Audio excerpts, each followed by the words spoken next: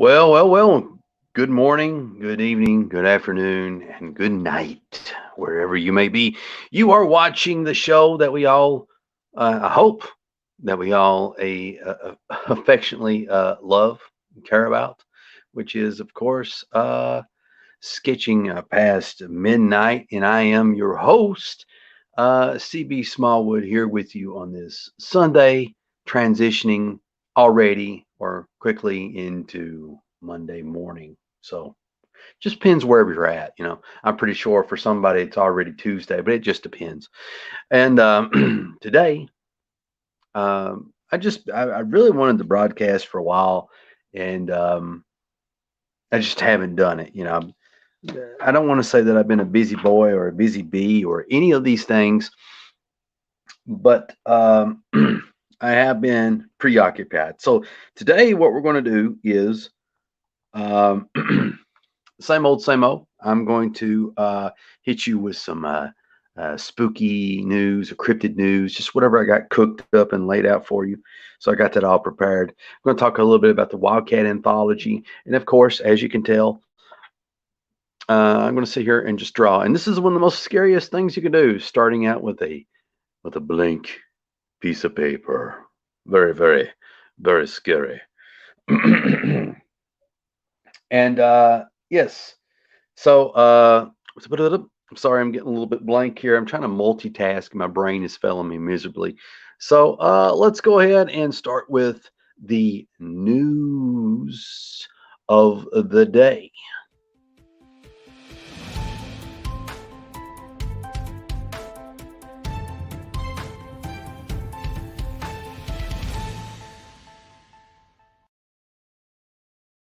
Well, this headline comes to us from the good folks at the Lad Bible. So I guess it's the ladbible.com. And the headline reads, couple unknowingly buy a house with a horrific past. Whatever could it be? This was written by Dominic Smithers. And this was as of October the 6th, 2021. So this is fairly still, very, very fresh news. Not super fresh, but fresh enough. So, despite the obvious stress surrounding it, buying a house should be an exciting time for any couple, but one pair were left shaking when they discovered that they had accidentally moved into a real life horror house. Daniel Witt and Ben Rocky Harris recently purchased a new home in Cottage City, just outside Washington, D.C., when they picked up for an absolute steal at $377,000, over $50,000 below the market value. However, while they thought it was a perfect spot for them, they soon found out that it has a sinister past, a very sinister past. After a quick Google of the area, Daniel was horrified to discover that their new home had been a spot where a Catholic priest carried out an exorcism of a teenage boy in 1949. This must be the lovely house in question. As we scroll up, we learn more. And it was the exact event that inspired the iconic horror novel, The Exorcist. Daniel told NPR literally that evening when our realtor called us and told us, "We got it. I Googled it." And that is when I screamed.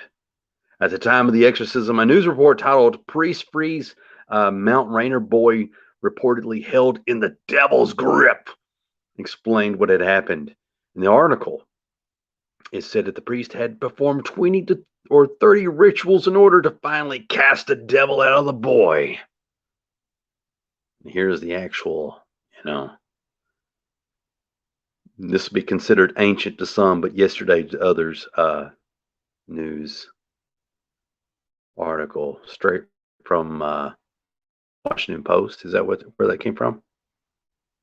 I don't know. So, and let's go on. Despite the initial shock, though, Daniel said she and Ben aren't letting the dark past of the property get to them. She said, demons are not attracted to locations, they're attracted to people. She's a demonologist all of a sudden. There are things that wonder. I feel somewhat ridiculous even saying this, but thinking about it and thinking about how it is a demonic possession was like, well, demons don't usually attach themselves to houses. And frankly, the way I view it is that, my house has an odds of a demonic possession that are just as equal as anybody else's house. So is this, oh, that's a nice looking house. Look at that. That's pretty. Yeah, I could say that as a man. That's a pretty house. And to me, that was always the scariest part of the movie The Exorcist, is that it could happen to anybody. And with this Halloween coming up, Ben says he is seriously consider diving headfirst into the Exorcist vibe. I'm thinking I'm going to get a Catholic priest Halloween costume this year and get an amplified speaker and have the Exorcist soundtrack just playing on a loop or front porch for trick-or-treaters, he said. Before we go any further, I just want to say, that, people many years ago, not that long ago, would not, there's an expression, don't poke the bear. Don't poke the bear. I feel like, are you asking for trouble? Are you really asking for trouble? Because, just like the girl said, maybe demons don't attach themselves to houses. Maybe they attach themselves to people. And, I know you're being playful. It's Halloween, but, dressing up as a Catholic priest, playing the Exorcist music at a house where I think inspired the Exorcist. Isn't that asking for a little bit of devilish mayhem? Well, anyway, the positive financial benefits of living in a house of horrors also hasn't escaped the couple. They told the radio station that they believe that the story of the young boy and the exorcism could very well be the reason why they were able to snap the property up at such a low price. Daniel added, I do strongly think that why we got it for under ask, which is unheard of in this market. And that's it. That's your news for today. There's a very nice interiors, very nice house. Got the little newspaper clipping, and we've also got the shot of the exterior of the house. I don't know if it's really worth $300,000. And it looks really good on the inside, but whatever. Also, if you enjoyed this, please consider subscribing, hitting that like button on this other stuff. And this video is brought to you by NewEmpireComics.com. Well, hello everyone, this is CB Smallwood, and I just want to say thank you for taking the time to watch this video. And if you want to support this channel, then please head on over to NewEmpireComics.com. Again, that is NewEmpireComics.com. And the most important thing that you can do right now, other than hitting like and subscribe to my YouTube channel, is do this. Click on the Join the Mailing List button so that you'll be the first to know when our comics are being crowdfunded, exclusive free goodies, news, and more. You can also click it here, which will take you to the mailing list sign up. Just put in your name, your email, hit subscribe, and you are done. So if you want to be notified when I launch a crowdfunder, or whenever I'm giving away something for free, which I may do on occasion, this is the way to go. Thank you for taking the time to watch this video, and thank you for your support.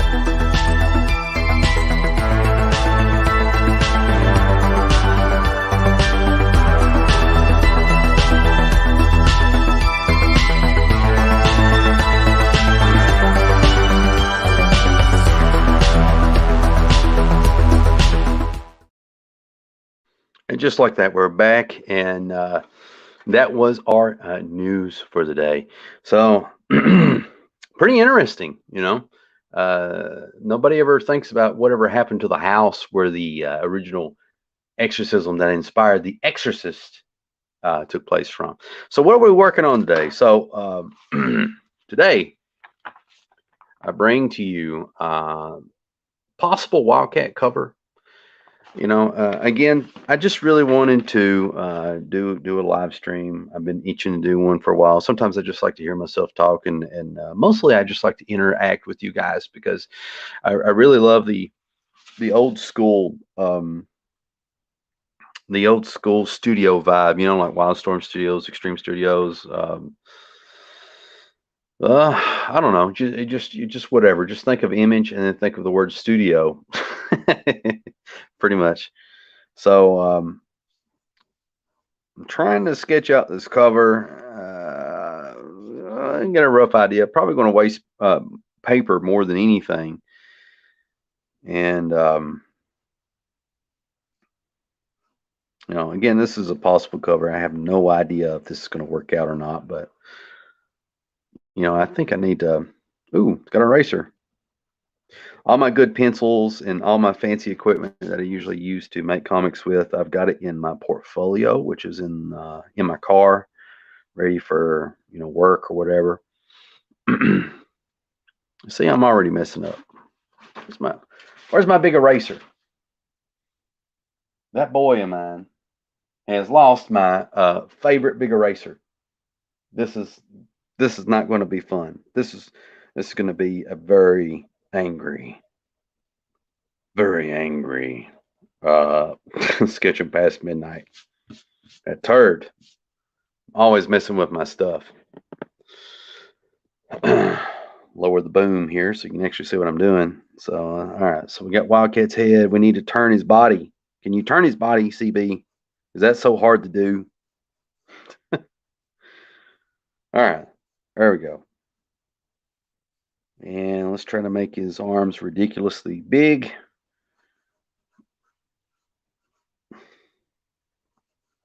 Let's see. Maybe more like that. I don't know. Scratch it up.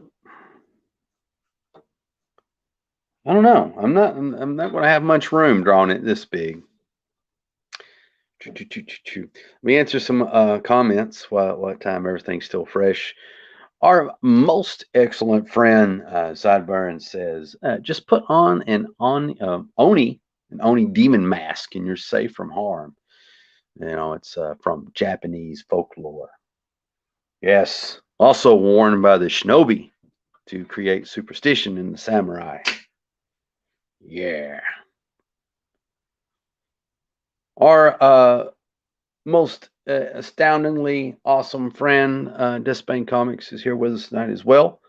When you bring the spooky news, sketching past midnight transforms like a werewolf into the sketching past nightmare. Indeed. Now I got to figure out. Now I got to really think. I got to put my thinking cap on. It's too big. This is too big. Let me find an eraser. This is really annoying. I can't believe a son of mine has, some of this stuff is in the car, right? And then the rest of it is just kind of, I don't know. So it's got an eraser in it. Oh, yeah. Oh, yeah, baby. I see it. I see it right here. Get out of there. I feel like I'm digging out like a cheese or something like that. Well, this is gold. This is life. This is a life changer right here. Can you imagine just watching me erasing with a teeny tiny eraser? I mean, this thing ain't teeny tiny, but it's time consuming. God, this pouch smells like it's very industrialized, like it have a Chinese factory. All right, let's try this again. I need to go small. It's George Perez. So let's reduce this by thirds or something. I don't know. All right, about that big. Don't like to draw that big, but there's a lot I got to cram in this cover because I'm going to have all the doing it wrong again. There's I got a lot of these bad guys that's going to be coming out.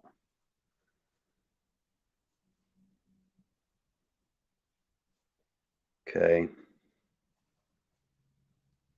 It's one ugly looking arm, but hopefully I can make it look better. Listen to that truck. That's straight out of Pet Cemetery. I guess the most horrible thing about Pet Cemetery is the trucks. Terrible. Terrible. Okay. All right.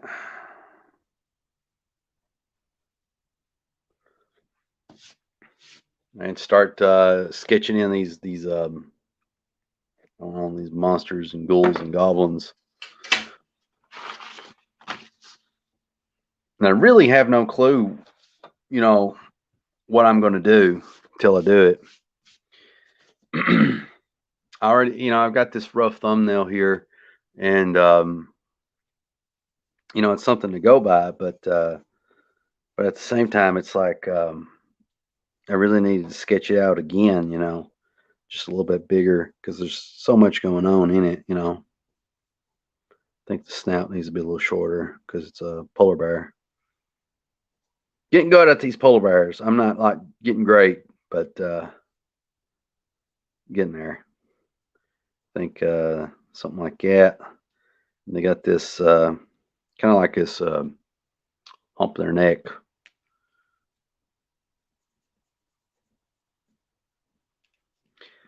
So let's talk. Let's talk about the anthology. What time you watch me? I promise, guys, this is going to look awful until it looks good. So rest assured, this is going to look awful until it looks good. So I figured I'd talk about the Wildcat Anthology, how that's going. First of all, this is starting to look like a pig, but it's going good. Um, really happy with the progress that everybody's been making. There is one person I need to get up with. Haven't heard from in a while, and then see how things are working out on their end. And but everybody's been firing on all cylinders, doing an excellent job. I feel like I've been doing pretty good. Toot my own horn. Uh, I have, let's say, I've drawed, I think like 6 or 7. I can't remember. Yeah, it's either 5 or 6 pages that are, extra to the Wildcat Anthology, to kind of round it out, give it an overall theme and overall story and stuff like that. Man, that's just an ugly head I drew. I really don't like that. What I'll do later is, I guess when the camera's not rolling and stuff, I'll probably like get some reference out and actually, draw things right. Let's see. I don't know who am I going to put here. Not a clue. I think maybe put this guy here. Put Skullhead Man. Kronos. Put Kronos in there.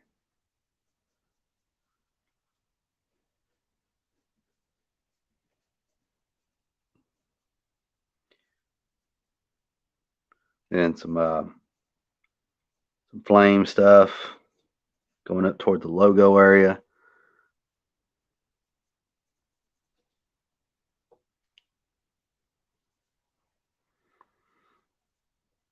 Oh, I hate how this looks.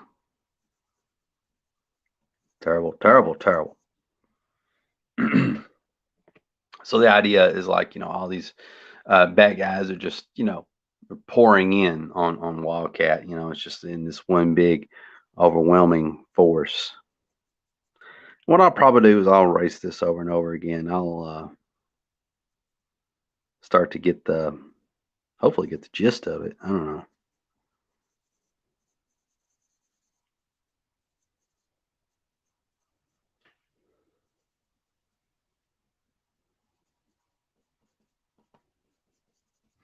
So answering a comment real quickly.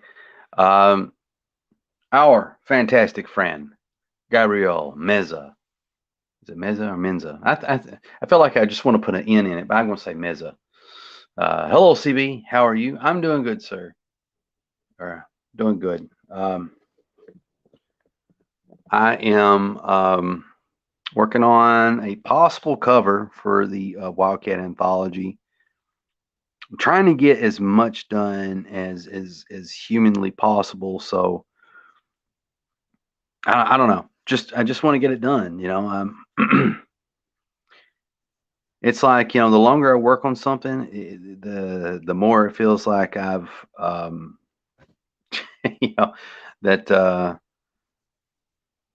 that I'm behind or wasting time or something. I don't know how to put it into words, but it's not a good feeling, and it's long overdue to get it finished and all this other stuff.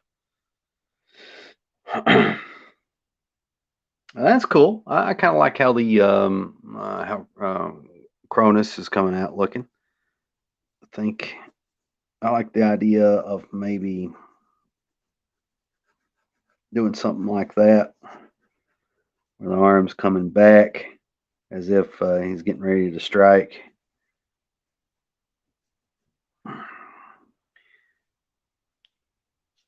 Maybe another one. I don't know. Do that. I like that. That looks cool. Um, now I need to find some other characters to cram in here. Let's see. How about right here? Can I even remember how to draw ninjas?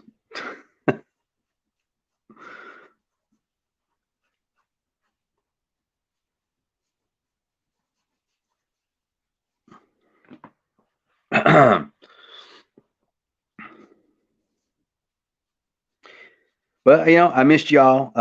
I really enjoy doing these live videos and stuff like that because, again, I desperately crave the I don't know how you put it, the studio experience where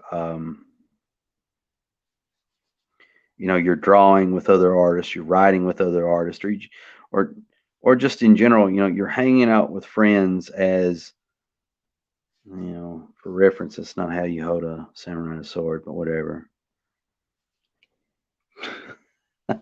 Shoot. Um, but yeah, I really like the studio experience. The vibe of it. Everybody working together, being together, the camaraderie and all this other stuff. Something I crave.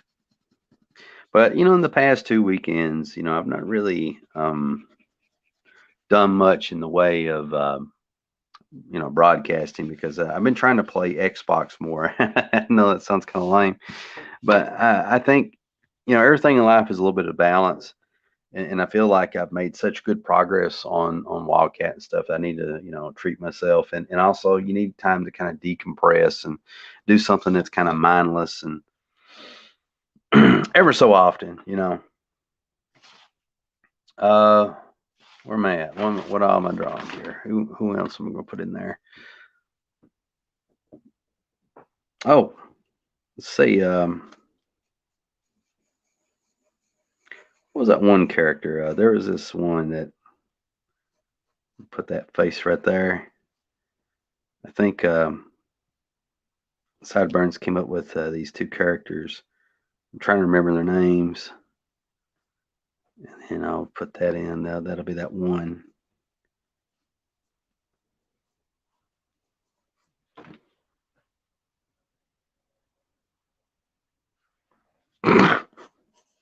That looks real crude. Mm.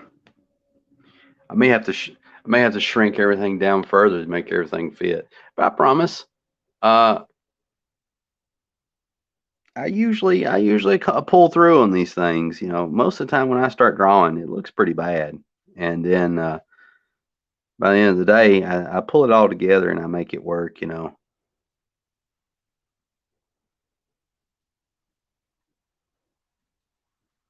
Been trying to figure out how to draw these little rib things. So many people do so many different things.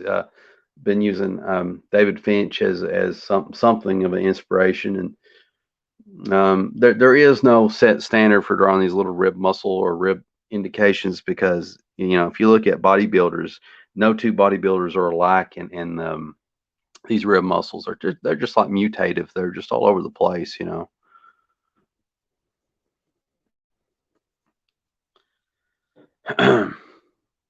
Answer a question or comment.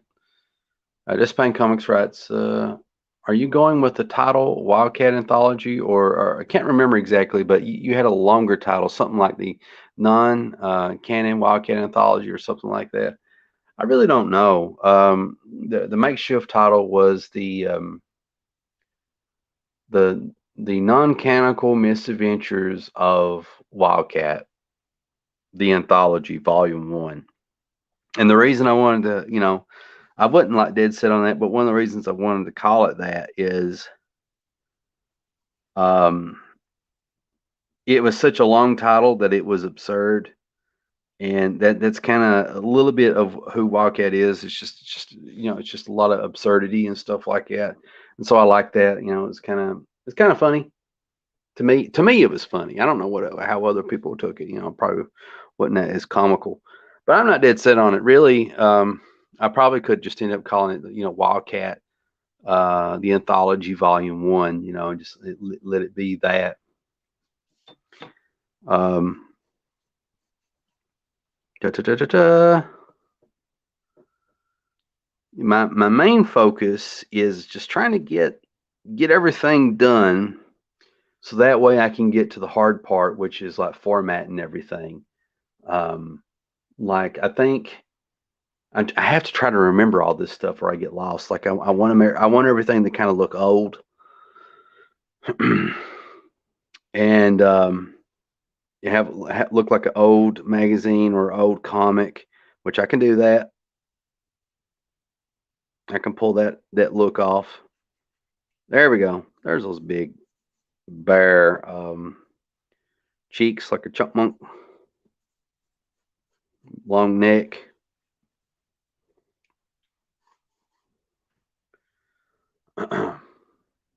Sorry, you didn't. Nobody saw any of that.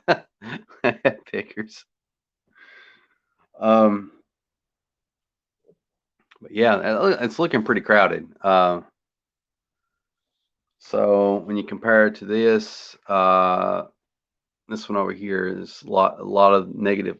There's this negative space in between that really breaks it up in a nice way. And here I've sucked up all the oxygen. Um, hmm, what to do? What to do? Well, I want to keep drawing it out because I'm getting ideas as I go, and then I'll fix it later. I'll fix it later. Okay, I think there was a girl character. Where am I going to put her at? No room. Try again. Let's see. Oh, and there's some down here. I need to. This is going to be where everything's kind of happening. Let's draw a wildcat. Again.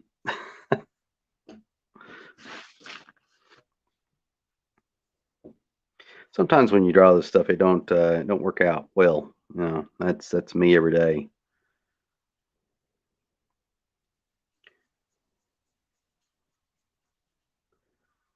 Okay.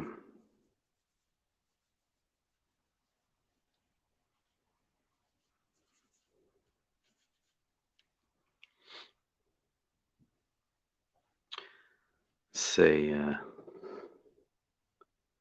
The Spain Comics writes, I liked it, in reference to the possible anthology title. The absurdity is kind of funny. Maybe get some other creators' opinions on it. Definitely, definitely. I'll do that. I'll do that.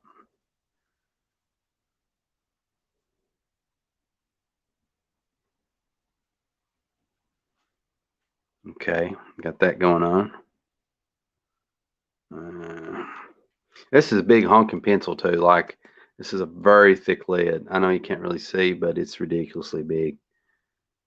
Most of my really good working stuff's in the car. I may have like some smaller stuff in my little handy dandy pouch. Blues Clues hasn't taken it. All right. So what I need to do now is just draw through it.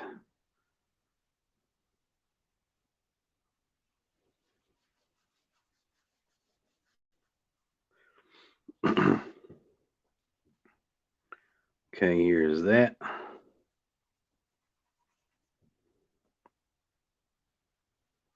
Kind of, it's kind of getting a little bit long, live field wise, which I like that. That's cool.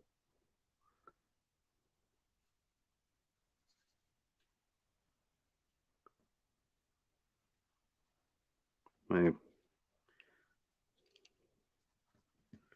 I don't know what way to point these feet.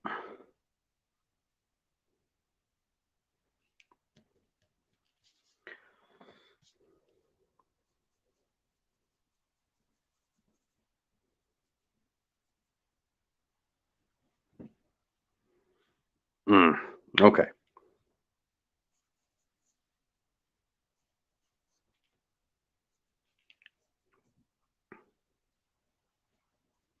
Here we go. I'm getting quiet because I'm doing a lot of thinking. You know how it is. Can't walk and talk and chew gum at the same time. Not me, anyway.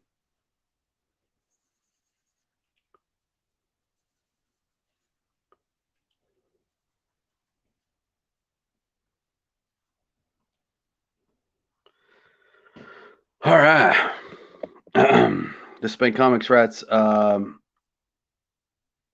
Hellraiser, which is a character that our good friend Peter DeLuca came up with.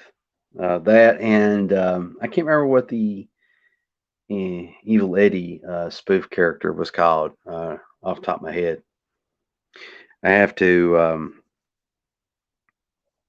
probably download on my phone the references for those characters, so that way when I start to get real heavy into drawing this cover, I know what everything kind of looks like.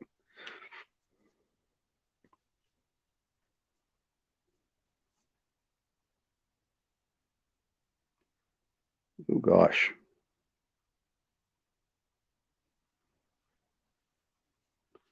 Like this drawing tiny business.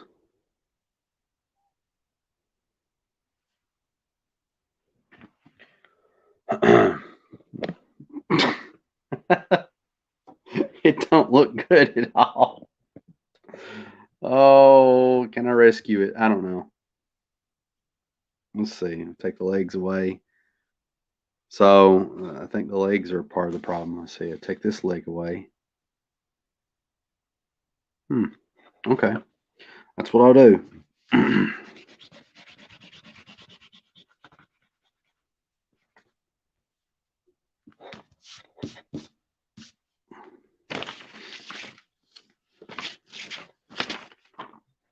Okay.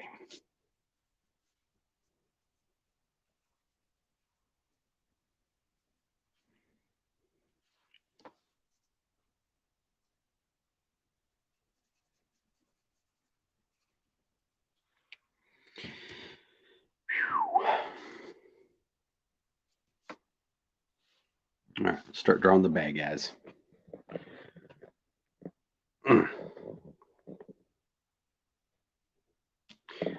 Well, I'm going to tell you this interesting thing that I've been doing here lately. I know I've been really quiet. Usually when I start to get real serious, I get into this a lot of this deep thought and stuff. But I've been really getting into herbal medicines and herbal foods and wild edibles and all this other stuff. And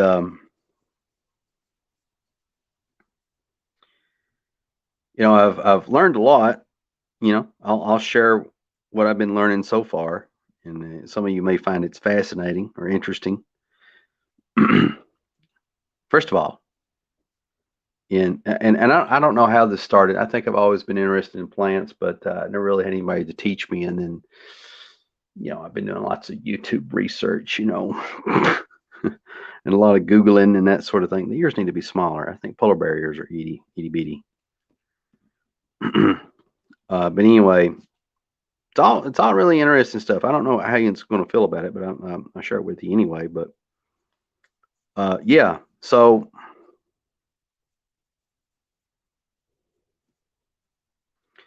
uh, the first plant of interest is dandelions. Do you know much about dandelions, what the whole deal is with those.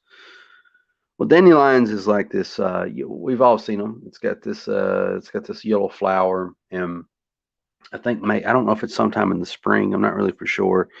They get these little puffy flowers. That's really the seeds. These puffy seed things. You blow on them, and they just go. They go everywhere. I think bees and other pollen gathering insects really love these plants. Um, but here's a little bit of trivia for you about the dandelion. Did you know that dandelions are not native to North America? Think about that. Dandelions are not a native species of plant to North America. And so, and they're everywhere. So what are they doing here? Wow. Did they come off an alien ship? What's the deal with that? Well, I'll tell you. Um, Dandelions first made their way to North America um, when the Pilgrims in the 1600s, I think, the early 1600s, brought them with them. And the reason that the Pilgrims brought dandelion seeds with them is they would use dandelions as a type of medicine. Also, um, as a little bit as a food. And then the third reason is, they're going to this strange land that they don't know much about. And they wanted something that reminded them of home. So when they planted these dandelions, it was something that, was bringing a little bit of home with them. And the Pilgrims knew, as many Europeans did, about the um, medicinal purposes of dandelion. The I think, don't quote me on this, but I believe sailors would use dandelions to treat scurvy. Um, and then, it was also used to treat baldness. It was used to treat, teeth falling out, which is all symptoms of scurvy.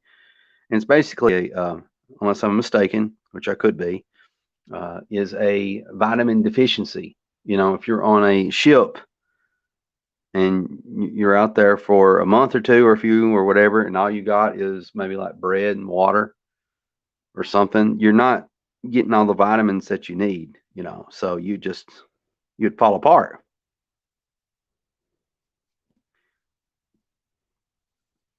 And dandelions, interesting enough for those that are curious, has vitamin A, vitamin B, vitamin C, vitamin D, vitamin K, has protein in it, and all this other crazy wacky doodle stuff. It's insane. This weed that everybody calls a weed, it's just loaded with all this stuff.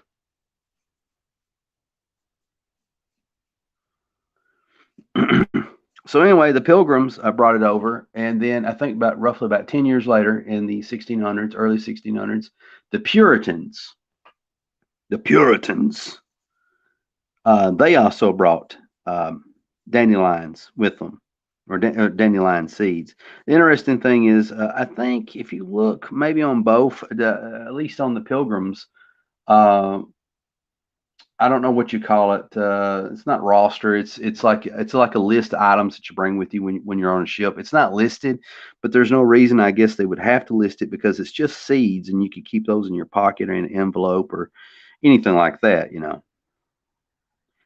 So to hammer the point on home, why I think that's just so interesting is, just imagine that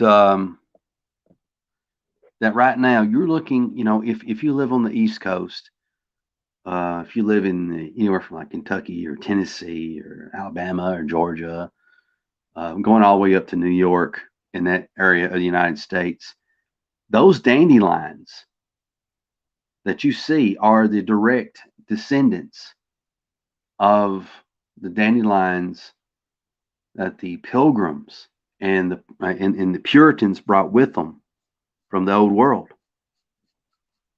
Mind blown.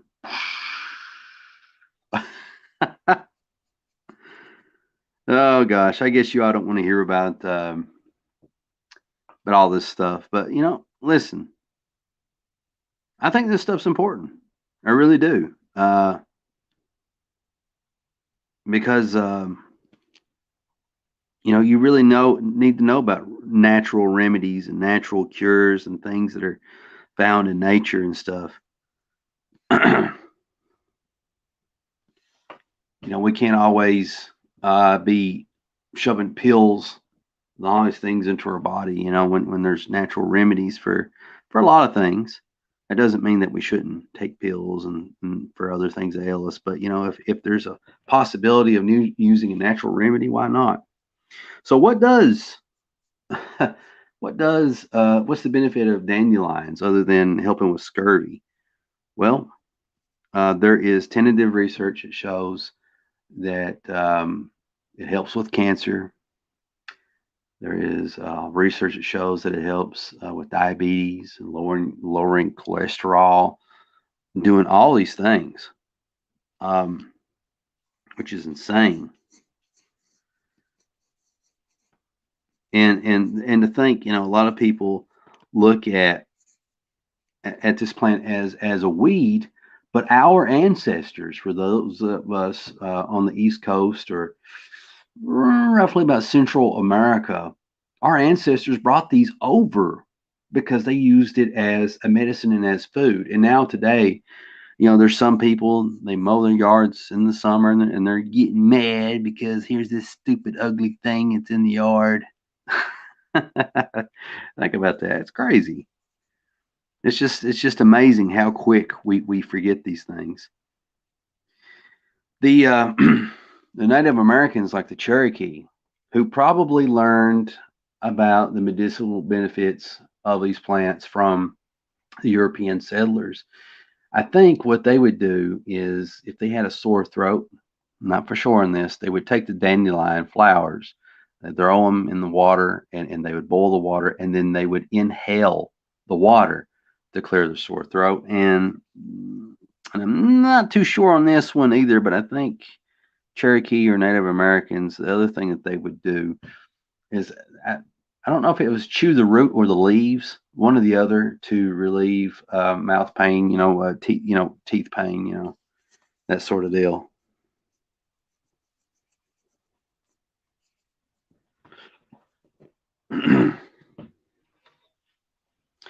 um, some more interesting facts about dandelions. I can just see everybody's hands throwing up. Oh my God, more dandelions. Well, get out of here. Can't talk about Wildcat all the time, can I? Should I? Should I talk about Wildcat all the time? You can handle my dandelion talk just a little longer, surely.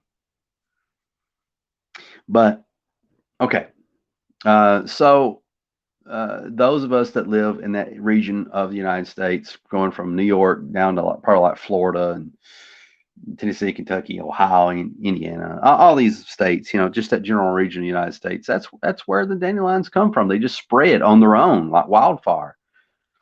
Now, in out west toward California, going down into Mexico, the Spanish brought dandelions with them, and in did I say California in Mexico? Yeah, I think I did. And in Canada, the French brought dandelions with them. So that's how, and that's who brought dandelions to North America. I'm the dandelion man right now. So, what are some of the things that you can do with dandelions? You can make a tea out of dandelion roots or leaves. You can make dandelion coffee out of the roots. You can batter and deep fry the flowers. You can eat the plant raw from flower to stem to freaking I don't know. You just eat the whole plant raw, the whole plant. Um, you can make dandelion wine, a dandelion salve for healing. You can make kind of like dandelion honey, but not quite. It's more like it's kind of like more like a dandelion jello.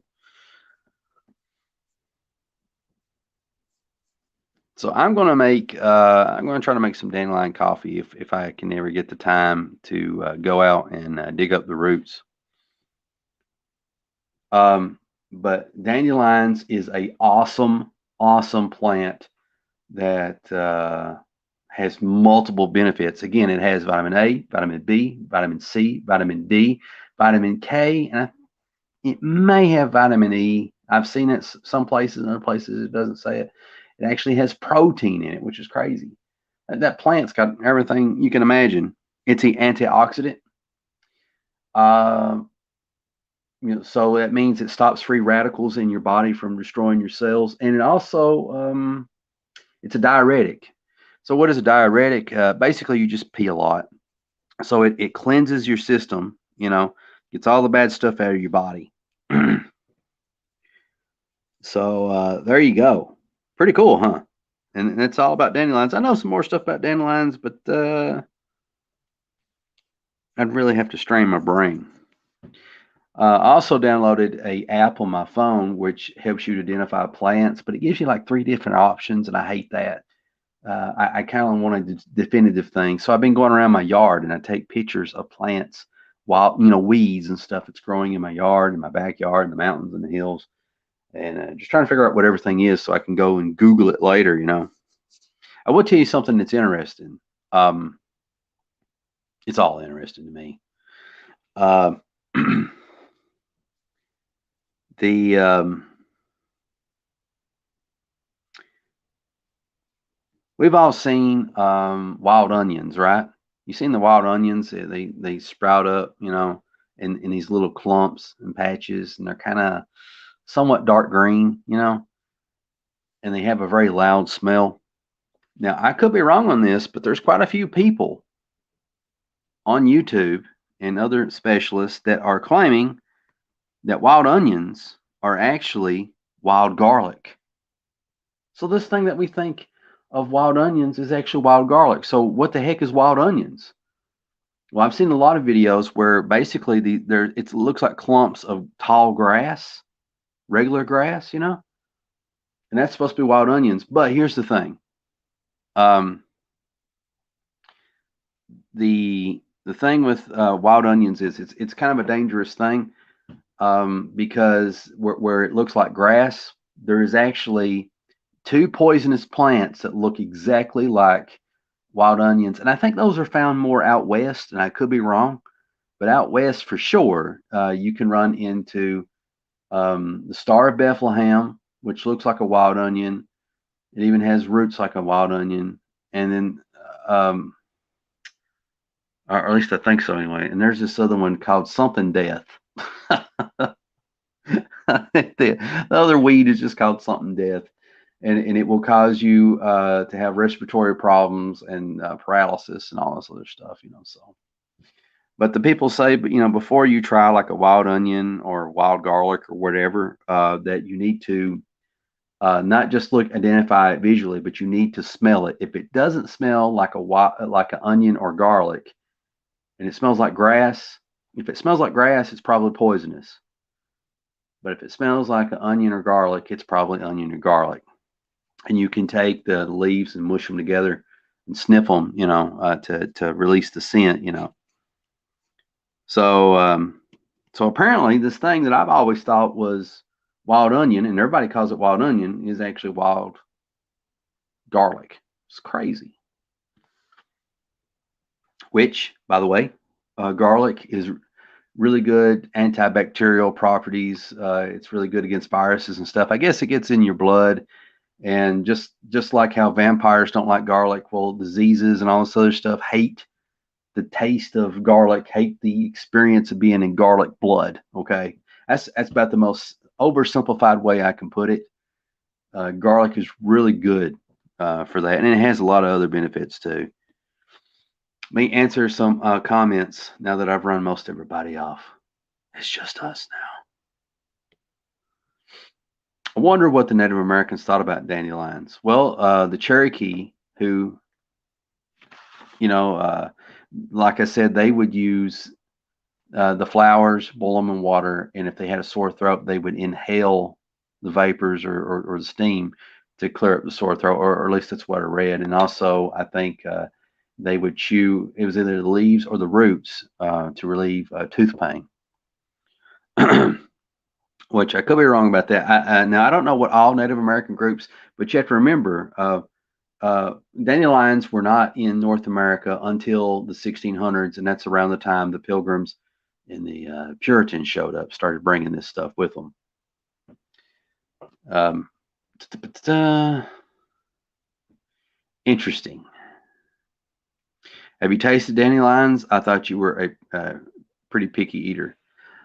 No, I have not tasted dandelions. But here's the thing. It's a weird mental thing with me. It's more of a mental issue than anything. It's like a mental hiccup. Um, it's almost like phobia-ish. Some of my food eating habits or lack thereof. But I don't know. There's just something about eating a dandelion or stuff like that that I do not find repulsive whatsoever, and I don't find whatever.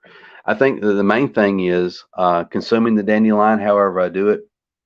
And a lot of people use honey when they make their teas and stuff like that. Um, which honey is really good for you too, and it helps with allergies because where the bees collect from, the pollen and all this other stuff. I don't know. It's just a weird thing. It just helps with allergies just a little bit. But anyway, actual real honey, not the imitation stuff. But I'm going to try to eat more healthy things, more interesting things. It's just really slow, just working at my own pace. I did chew some wild garlic. I didn't swallow it because I'm just kind of testing things out, and I had a garlic taste or onion taste in my mouth for for several hours, and it was very potent. There's also something called ramps or wild leeks. Interesting. I'll look that up. Ramps, wild leeks. Um, I've been learning about how to find ginseng, what ginseng looks like, and did you know, uh, my most awesome audience, that ginseng in North America is potentially on the endangered species list? God, crazy. Think about that. How did that happen? And it's basically, now some people say deforestation is part of that problem. Um, which, yeah, I guess there's some truth to that. I never understand why. Maybe it is a law. I don't know, but I feel like, not to make a logger's job harder, but I feel like they have the money to hire somebody to plant seedlings and saplings in an area that they log. Because it's like you got. I think we have got to start looking at logging the same way we do farming. If you can't reap another harvest until you plant seed. It's common sense. But anyway, moving past that. Um,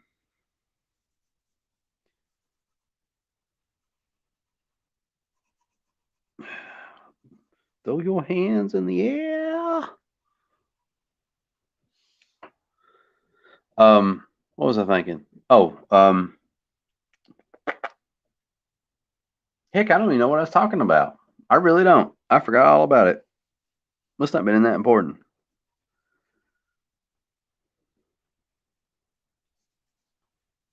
So anyway, uh, oh yeah. Finding ginseng. Finding ginseng. That's what it was. So I've learned to identify ginseng and stuff like that. I'm looking forward to looking for it. Um, but apparently, one of the reasons, other than deforestation and all that other stuff, logging, whatever, the biggest reason is that people go out and hunt it because you can make money selling ginseng. And the problem is when you collect ginseng, um, ginseng has these little red seeds that grows on it sometimes, and it's important to take those seeds and try to plant them in the ground about roughly about an inch, um, so that way those will come back up. And the other thing that a lot of ginseng hunters are not doing is that when they're digging up the ginseng, they're taking young plants. And so when you take young plants, and the thing is that the young plants don't offer you the full medicinal benefits of ginseng. You have to take plants that are like 5 years and older to get the full benefit of ginseng. And I think a lot of ginseng hunters don't know how to do that because they've never been taught. All they know is they know what it looks like. They go and get it, and they try to get a pound's worth. And so if you're taking both young and old, you're basically destroying like the whole cycle of life. Just so that's one of the reasons it's going extinct in North America. It's high demand. Tell you something else that I've learned. There's a beautiful tree that grows on the sides of roads, especially in the South. Pretty much the whole southern half of the United States, going from I don't know. I'd say maybe Indiana or Kentucky, Ohio, maybe somewhere in there. Go, especially Kentucky, going all the way across. If you drew a line starting from Kentucky all the way going across United States, going to somewhere about maybe mid California, and the further south you go, the better. There's these trees called the Mimosa trees, and they are they're growing everywhere, and they're an invasive species. They're not native to North America, and they're a beautiful tree. They look very tropical. They have these fern like leaves. These trees do, and they have these pink flowers on them. Okay, and they come out there and they bloom in the summer. They're very beautiful trees, and the flowers smell really nice. But they're actually an invasive species, and their ancestor traces back to the 1700s, mid 1700s, where this French botanist who lived in North Carolina planted a mimosa tree. Mimosa trees are native to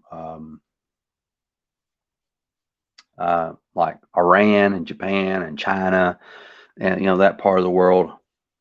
And the Chinese, the nickname for this tree is the happy tree, and it is this tree. The bark on this tree is used to treat depression, anxiety, and insomnia. So, but the tree can also be poisonous, if you're not careful. And those just grow up. And I've been wondering what the heck that tree's been called. I knew something was out of bounds about it,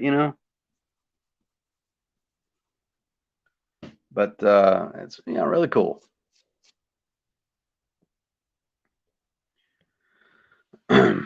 There used to be ginseng poachers in the Smoky Mountains, and when you harvest a root, you're supposed to plant the red berry. Yeah. See, I didn't know that till recently. I didn't. Well, I didn't actually. I don't know half most of the stuff I'm telling tonight until like I basically binge watched the past 2 or 3 days. Everything interests me about I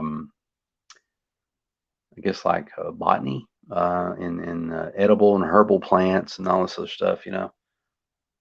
But that makes sense, them not planting the berries, and also poachers taking young plants that are too young.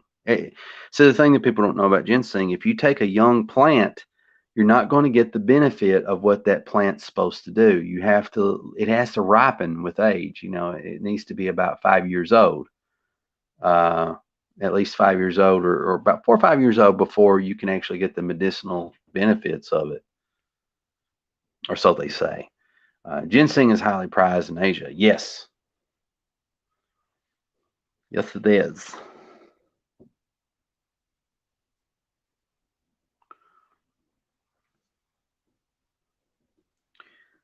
Uh,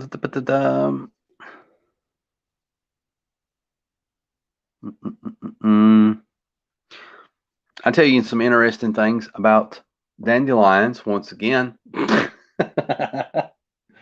Did you know that when the Confederate Army during the Civil War were running low on rations, which was quite often, they run out of coffee. Now, coffee, both for the Confederate forces and the Union, was a very important substance because they would drink coffee, both the North and the South, when they would go into a charge and when they would retreat, and also when they would go on march, because it give you energy and help you get through it.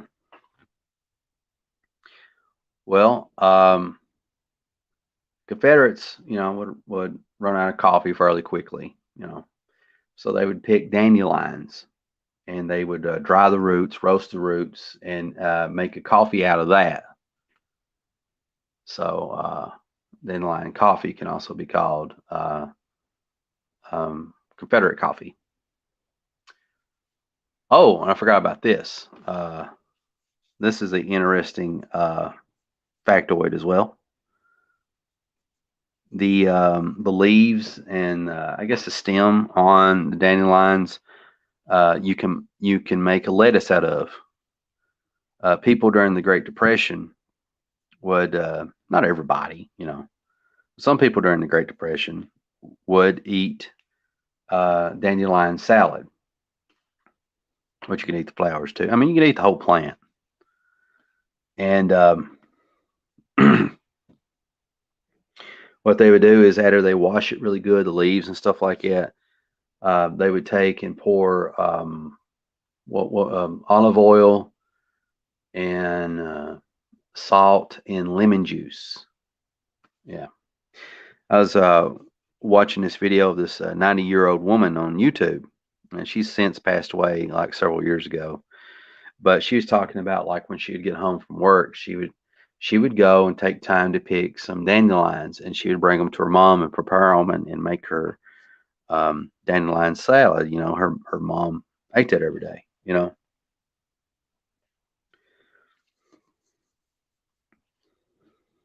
Interesting.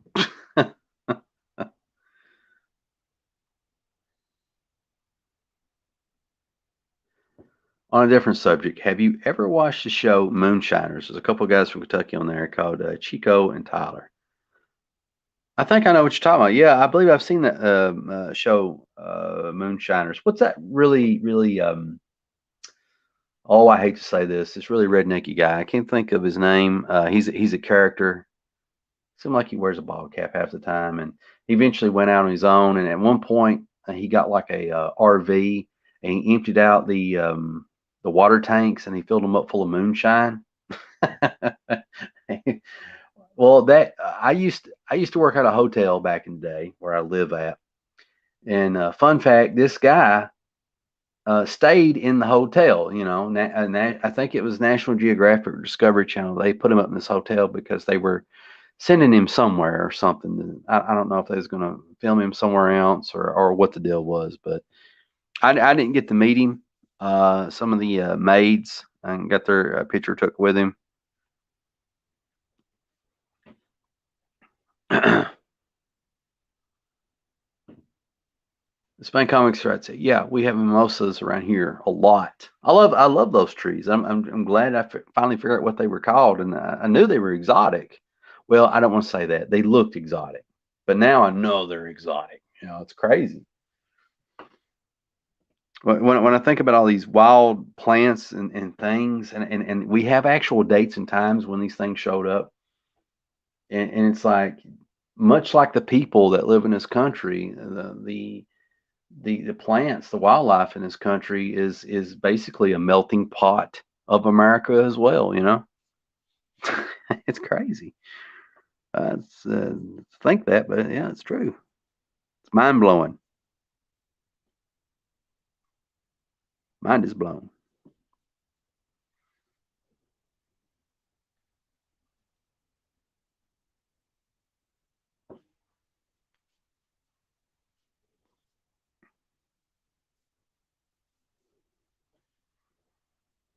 Hmm.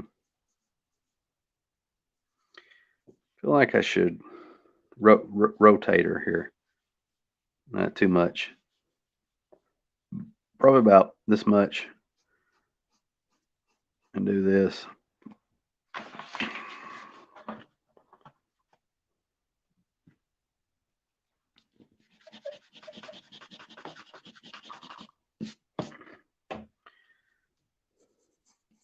You know, this ain't turning out too bad. I guess my favorite part of it is freaking Kronos. I really like how he's turned out. It looks pretty good. There's something about shading or filling in the dark spots with a big lead. Really helpful. Tickle. Stephen Tickle. Yeah, that's him. That's him. Tickle. Tickle was in my town passing through at one point, and then another celebrity passed through at the hotel. Which what was his name? He's supposed to be playing Prophet, I think. Prophet in Rob Liefeld's new movie coming out. Jake Gyllenhaal. I think it was Jake Gyllenhaal. Yeah, didn't meet him either. I think his producers and stuff, or whoever it was, they took care of everything for him. So he just basically went straight to his room. That sort of deal.